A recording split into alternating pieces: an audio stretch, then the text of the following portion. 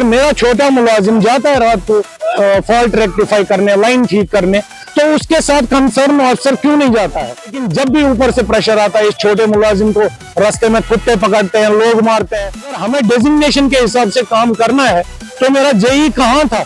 मैंने वहां पे एडब्ल्यू साहब से बात की तो वो कह रहे हैं कि हमने जी इसके साथ 2 बंदे भेजे हैं, लेकिन हमने हॉस्पिटल में देखा कोई भी उनके साथ नहीं था। उनको भेड़ बकरियों की तरह पोल पे चढ़ाया जाता है।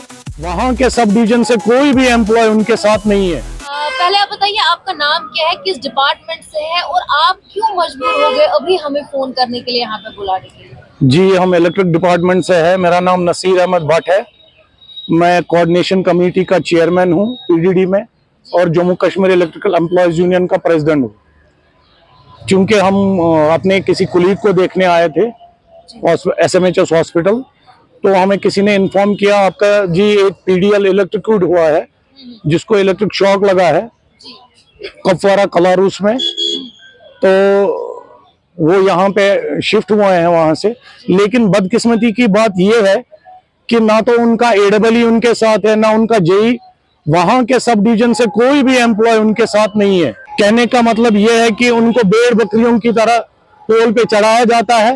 ये पीडीएल है जो 9,300 रुपये सैलरी पाते हैं, वेजेस पाते हैं, तो ये अफोर्ड नहीं कर सकते अपना दवाई जो भी यहाँ पे ट्रीटमेंट है। कम से कम इनके एडब्ल्यू को ये एहसास होना चाहिए था, मैं ये इंसान है, मैं इनके साथ जाऊं और मेरा काम कर रहे हैं, मेरा एम्प्लॉय है।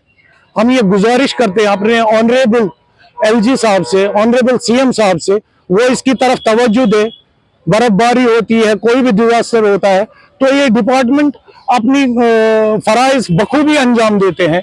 लेकिन बदकिस्मती की बात यह है जो इनके बेसिक राइट्स है उन पे कोई तवज्जो नहीं दी जाती है। जो सेफ्टी गियर, सेफ्टी इक्विपमेंट होते हैं वो सालों भर दिए जाते हैं, जो कि 1-2 बार यूज करने से खत्म हो जाते हैं। हमें यह कहा जाता है कि जे आपको सेफ्टी इक्विपमेंट दिए गए हैं, आप वियर क्यों नहीं करते हैं? लेकिन वो ये नहीं समझते ये TNP आइटम है, ये एक बार यूज होते हैं तो खराब भी हो जाते हैं, इसको दोबारा देने की जरूरत है। हम मोदवाना गुजारिश करते हैं अपने CM से, अपने ऑनरेबल LG से, वो इस चीज की नोटिस ले और इन्वेस्टिगेट करें। जो भी मैंने वहां पे एडब्ल्यू साहब से बात की तो वो कह रहे हैं कि हमने जी इसके साथ 2 बंदे भेजे हैं, लेकिन हमने हॉस्पिटल में देखा कोई भी उनके साथ नहीं था। और एडब्ल्यू साहब सुबह 10:30 बजे से अभी तक उन्होंने ये जहमत गवारा ना की कि मैं अपने मुलाजिम की जांच पड़ताल करूं, वो कहाँ है, जिंदा है, मर गए हैं। ये बदकिस्मती की बात है। और हमारी चीफ मैडम ने एक लेटर निकाली है, एज पर डेजिग्नेशन आप काम कीजिए।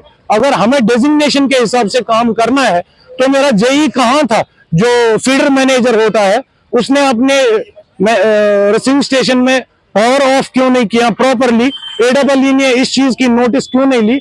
मैं उमर साहब अपने चीफ मिनिस्टर साहब से गुजारिश करता हूं वो इसके खिलाफ एक्शन ले, प्रॉपर एक्शन। जो जख्मी हुआ है, जो आपका मुलाजिम जख्मी हुआ है, उसका नाम क्या है और उसके ऑन ड्यूटी वो जख्मी हुआ है? वो शाहिद अहमद हजाम उनका नाम है। वो पीडीएल डेलीवेजर है, वो हमारे डिपार्टमेंट में काम करता है। वो डिपार्टमेंट का काम कर रहा था, तो रात को भी 12 बजे अगर कहीं पे फॉल्ट आता है, लाइन गिरती है, हमारे एडब्ल्यू साहिबान, जेई साहिबान हमें व्हाट्सएप पे मैसेज करके ये इन्फॉर्म करते हैं यहाँ जी फॉल्ट आया है, आप इसको रेक्टिफाई कीजिए।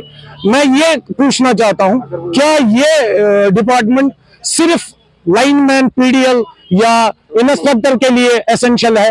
मेरे इंजीनियरों के लिए ये एसेंशियल नहीं है?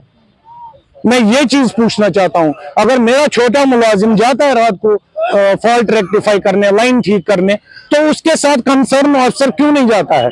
उसके लिए गाड़ी क्यों नहीं आती है? वो कहां से जाएगा? लेकिन जब भी ऊपर से प्रेशर आता है, इस छोटे मुलाजिम को रास्ते में कुत्ते पकड़ते हैं, लोग मारते हैं, उस चीज का उनको कोई भी गर्ज नहीं है। उनका काम होना चाहिए, रेस्टोरेशन हो गई, ऊपर वाले ब्रावो करते हैं, लेकिन जो ग्राउंड वाले मरते हैं उनके लिए कोई पूछता नहीं है। ये कहां से आए?